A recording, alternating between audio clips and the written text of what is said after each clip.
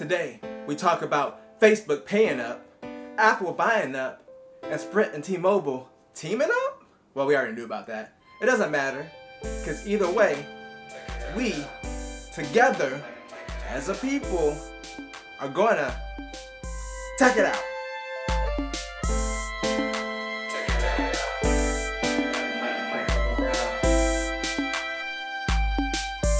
What's up? This is Mike. I'm back on another sophisticated Saturday to talk about the tech news. And in our first story, Red, that camera maker that makes the very expensive high-end cameras that I will never be able to afford, no matter how successful I am at YouTube. Well, they made that phone, the Red Hydrogen 1, that was supposed to be a big deal because it had 3D. To me, it always sounded kind of bad, but there was some excitement about it, and it came out and it was kind of bad. But they were like, nope, it wasn't our fault. It was a Chinese manufacturer we teamed with. We're teaming with a different Chinese manufacturer for the Hydrogen Red 2, and we're finally going to drop that camera thing, the little attachment camera type add-on gizmo, because it was one of those modular phones that's going to allow it to be more like, a true-to-life camera besides that crappy built-in camera that they had in there. So, Red's gonna drop a Hydrogen 2. Are you guys excited about it? Is the excitement? I feel, maybe I don't hear the excitement, but I feel the energy coming in. Keep it coming, you guys. Keep it coming. And our next story, Facebook had to pay up, y'all. They had to pay $1 billion or $5 billion. See, at first it was cool, and then I got to the real number instead of saying $1 billion. Anyway, they had to pay up $5 billion for the privacy violations regarding the Cambridge Analytica scandal, in which some people at Cambridge Analytica used Facebook to steal a bunch of data on people. And Cambridge Analytica was like, we ain't know about it. And Facebook was like, well, we ain't know about it. It's not our fault. We just hold the data. We ain't responsible for who accesses it. Wrong. The government said wrong. The government's always right. Even when they're wrong, they're still right, because they could have been right. And if they could have been right, they're still going to be right. So they have to pay $5 billion. Now, I've seen some saying that the fee wasn't enough, and blah, blah, blah, blah, blah. And Facebook needs to take privacy more seriously, which I do agree with. Even though they keep saying that they're going to take it more seriously. But the thing is, the fee is more so going to bring attention to other users who maybe would have not paid attention to the stuff that we follow on the internet. That fee is kind of putting it out there that Facebook has privacy issues. So if they really don't do something to turn that around, they're going to start to lose users, and we're all going to go back to MySpace. And that's what's going to happen. We're going to be Twittering on MySpace. So Facebook, get your privacy act together, or I'm calling Tom right now. Me and Tom are having a reunion. And guess who ain't gonna be in my top 8? Guess. It ain't gonna be Mark Zuckerberg. He ain't gonna be in my top 8. Alright, this part of the show is gonna get Apple-tastic, y'all.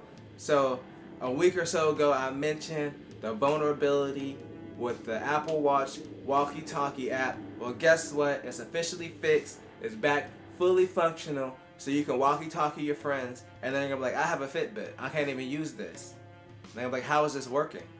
And you're going to be like, wait, when did you get a Fitbit? And they're like, last week because I lost my Apple Watch. And they're like, why don't you just buy a new one? And then they're all like, because it's expensive. Like, you think I just go buy another Apple Watch? Like, what's wrong with you? I got a Fitbit. And then they're going to be like, this whole conversation never happened because the walkie-talkie app only works between Apple Watches. And then it turns out your friend never existed. She never existed. She's not real. Speaking of fixed, the rumor is Apple is dropping a 16-inch MacBook Pro with a fixed keyboard, if you know what I mean. Not anything being cut off, except for those butterfly switches in place of the scissor switches. So the rumor is later this year, Apple's going to finally unleash the new 16-inch MacBook Pro that's been rumored for a while now.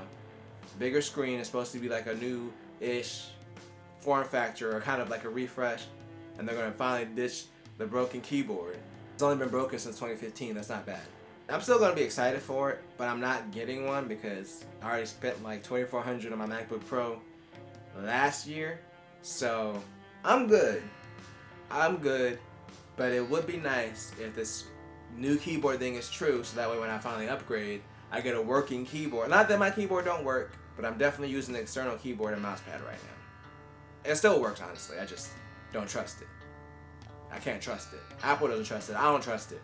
Speaking of trust, you can trust that Apple's in talks with Intel to buy their modem business. So it was rumored earlier this week, and it's pretty much confirmed. Of course, confirmed as in like Apple's interested and is going through the process of trying to buy them, because there's a lot of stuff that happens before you can actually just buy another company and scoop them up. Well, they're not buying Intel, they're just buying their modem business, because Intel was like, yo, we out of the modem business, and Apple was pretty much the only customer anyway. And even though Apple and Qualcomm kind of settled their beef because Apple paid the settlement money, so they're probably gonna work together again.